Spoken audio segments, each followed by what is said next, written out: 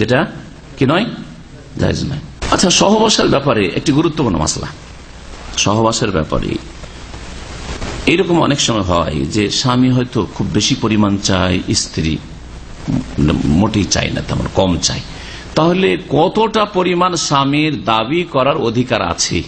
জি, বছরে একবার, বছরে 4 বার, মাসে একবার, মাসে একবার অথবা সপ্তাহে একবার বা দিনে একবার বা দিনে 2 বার, কতবার? জি, এ সম্পর্কে কি জানা আছে আপনারা বলেন। মাশাআল্লাহ, অধিকাংশ লোক বিবাহিত, তাই না?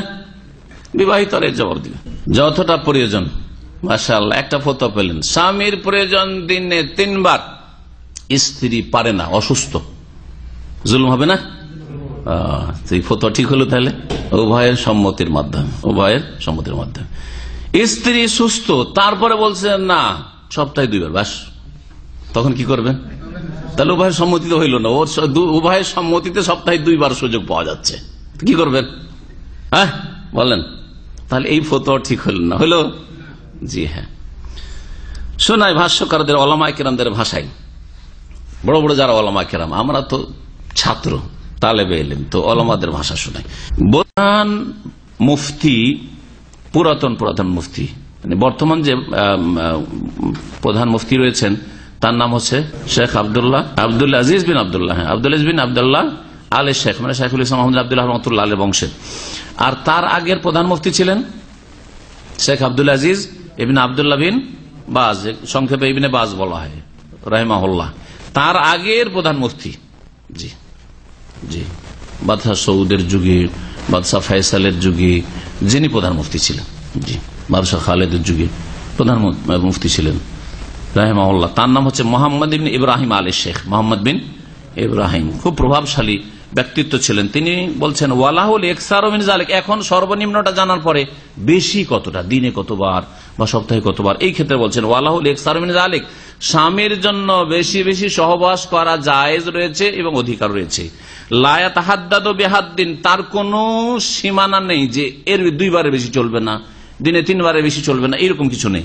ওয়ালা ইউকাইয়াদু, আর এটা কোনো কিছুর সাথে সম্পৃক্ত নাই যে শুধু রাতে চলবে, সকালে চলবে না, দুপুরবেলা চলবে না, অথবা ভর পেটে চলবে না, খালি পেটে চলবে না, বিকেল বেলা চলবে না, আসর পরে চলবে না, এইরকম শরীয়তে কোনো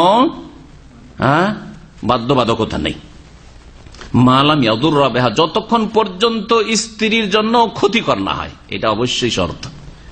যদি দেখা যায় যে দুর্বল মহিলা আর স্বামীর একাধিকবার সহবাসের কারণে শারীরিক দিক থেকে সে ক্ষতিগ্রস্ত, তাহলে তখন ঠিক হবে না, তখন জায়েজ হবে না।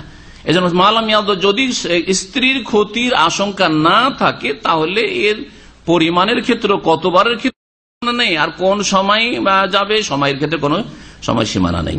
ফাইন আযাররা বিহা ফালা, যদি ক্ষতি হয়, বেশি সহবাসের কারণে ক্ষতি হয় স্ত্রীর, তাহলে জায়েজ হবে না, ক্ষতি করা জায়েজ হবে না। কারণ শরীয়তের নীতিমালার একটি হাদিস রয়েছে, লা দারারা ওয়ালা দিরারা, নবী করিম সাল্লাল্লাহু আলাইহি ওয়াসাল্লাম বলছেন লা দারারা ওয়ালা দিরারা, নিজেরও ক্ষতি করো না এবং অন্যেরও ক্ষতি করো না, নিজেরও ক্ষতি করিও না এবং অন্যেরও ক্ষতি করিও না। আপনি নিজের যেমন শরীর স্বাস্থ্যের খেয়াল রাখবেন, তেমন আপনার স্ত্রীর শরীর স্বাস্থ্যের খেয়াল রাখা ফরজ, আবশ্যক।